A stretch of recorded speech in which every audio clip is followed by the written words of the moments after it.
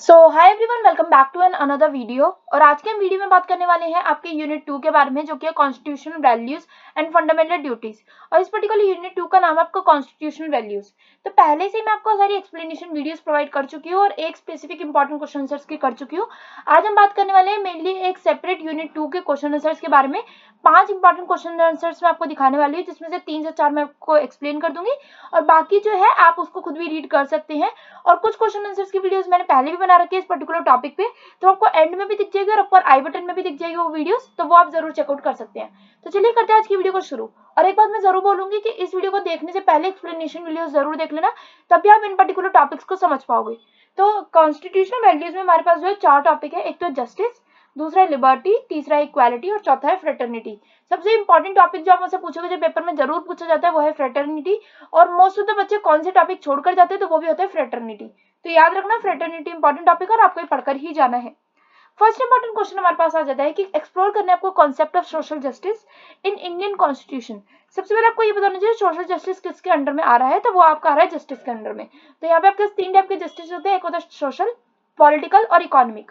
तो आपको एक्सप्लोर करना है कॉन्सेप्ट को, जो कि सोशल जस्टिस है इन इंडियन कॉन्स्टिट्यूशन, उसका सिग्निफिकेंस एंड कैसे जो है वो इंटरवीन्ड है with the broader principles of justice. तो इसमें आपको कैसे करना होता है आंसर्स लिखने में हमेशा। सबसे पहले आप लिखते हो इंट्रोडक्शन, जो कि रहता है कि जैसे सोशल जस्टिस जो है एक पाइवोटल कंपोनेंट है हमारी कॉन्स्टिट्यूशनल वैल्यूज का इंडिया में। ये डीपली एम्बेडेड है in the framework to ensure equitable distribution of resources, opportunities and privileges. ये अंडरस्टैंड करता है अपनी नॉइसेंस को in crucial for comprehending the broader concept of justice. Next we the explanation. So जो social justice जो है address करता है इनइक्वालिटीज को इन सोशल स्ट्रक्चर।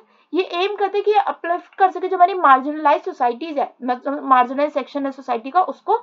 और ये फाइंड करते हैं expression in affirmative action policies, reservations and other measure to bridges historical gaps. मतलब जब बहुत टाइम से ऐसा चला आ रहा है कि लोगों को, जो छोटे लोगों को दबाया जा रहा है, तो उनको कैसे उठाया जाता है जनरली रिजर्वेशन के थ्रू, या फिर गवर्नमेंट ऐसी पॉलिसीज निकालती है ताकि ये लोग भी ऊपर उठकर आ सके।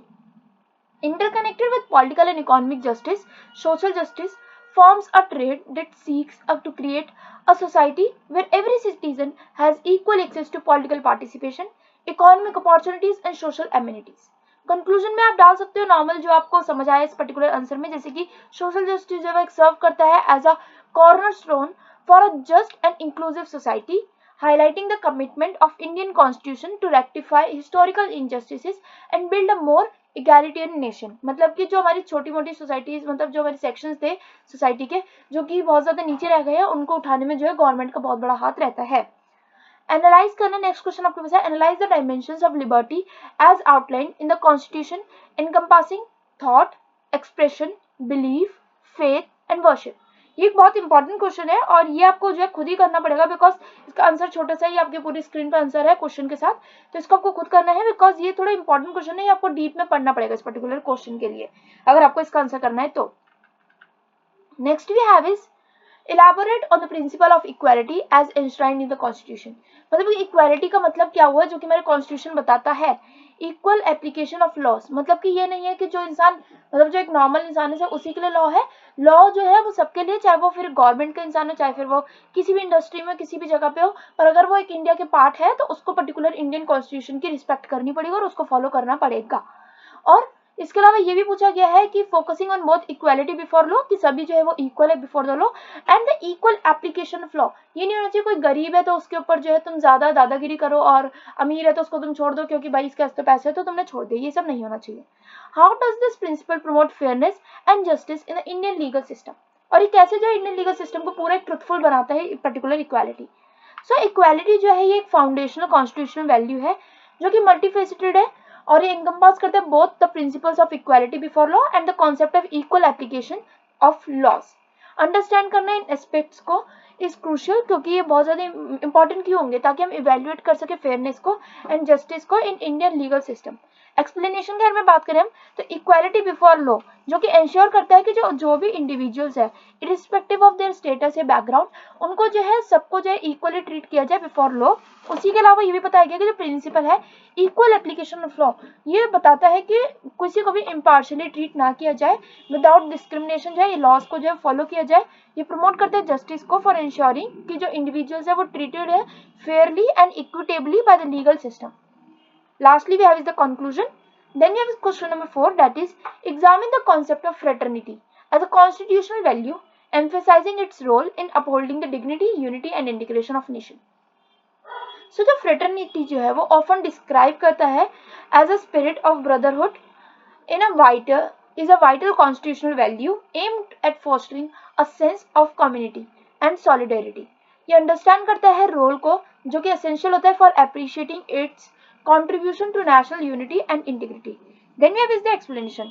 तो जो fraternity जो है वो emphasize करता है dignity of each individual irrespective of differences. चाहे ये नहीं होना चाहिए कि कोई भी differences हो, पर fraternity जो है सबको equally treat करता है, foster करता है environment को where जो भी citizens है उनको equally treat किया जाए और respect दी जाए.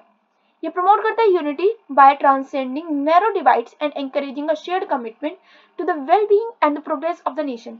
ये जो कॉन्सेप्ट है इंटीग्रिटी का ये एम्बेडेड है इन द फ्रेटर्निटी. तो ये आपको बहुत इंपॉर्टेंट है कि ये पर्टिकुलर लाइन लिखना कि इंटीग्रिटी का जो कॉन्सेप्ट है वो एम्बेडेड है इन द फ्रेटर्निटी. ये इंश्योर करता है कि जो डाइवर्स एलिमेंट्स है नेशन के are bound together in a cohesive whole. Lastly, we have the last question, that is discuss the interplay between the constitutional values of justice, liberty, equality and fraternity, जो कि emphasize करते हैं कि कैसे ये जो values है collectively contribute करते हैं to the democratic character of India. So सबसे पहले आपका ये इंट्रोडक्शन आ जाएगा कि जो कॉन्स्टिट्यूशनल वैल्यूज है इस पर्टिकुलर इन चारों की ही ये मतलब ये नहीं है कि सिर्फ आइसोलेटेड है प्रिंसिपल्स, बट ये इंट्रिकेटली कनेक्टेड है, forming the bedrock of India's democratic character. ये एनालाइज करते हैं अपने इंटरप्ले प्रोवाइड को, मतलब जो इंटरप्ले होता है प्रोवाइड करता है ये insights into the cohesive and holistic nature of the constitutional framework. Lastly we have is the explanation, that is कि जो जस्टिस है वो इंश्योर करता है fairness and equity, contributing to a society जहाँ पे इंडिविजुअल राइट्स जो है वो प्रोटेक्टेड है एंड अपॉर्चुनिटीज जो है वो एक्सेसिबल है सबके लिए. लिबर्टी जो है वो फॉस्टर करता है फ्री एक्सचेंज ऑफ आइडियाज को, डाइवर्स पर्सपेक्टिव्स को एंड इंडिविजुअल ऑटोनॉमी को, जो कि क्रिएट करता है dynamic and vibrant democratic ethos. Equality जो है both before the law and its application, ये गारंटीड है कि जो बेनिफिट करेगी of justice and liberty are extended to every citizen regardless of social and economic background. Then यहाँ इस fraternity जो वो कॉम्प्लीमेंट करती है अपनी इन वैल्यूज को by promoting unity, dignity and shared commitment to the integrity of nation. With this we are ending this video here only because next हमारे पास है यूनिट 3 जो कि हम आपको अगली वीडियो में एक्सप्लेन कर दूंगी मैं. उसी के अलावा अगर आपने मेरी अभी तक प्रीवियस वीडियोस नहीं देखी है that is of explanation and the important question answers, तो वो आपको अभी स्क्रीन पे शो हो रही है, तो आप इन पे क्लिक करके देख सकते हो. First is you have is unit 1 की है, then you have is unit 2, then you have is unit 3 and then you have is important question answers. कोई भी क्वेरी होगी तो आप कमेंट्स में पूछ सकते हैं. Stay safe, stay positive and all the best and video को लाइक जरूर कर देना. Thanks for watching, bye bye.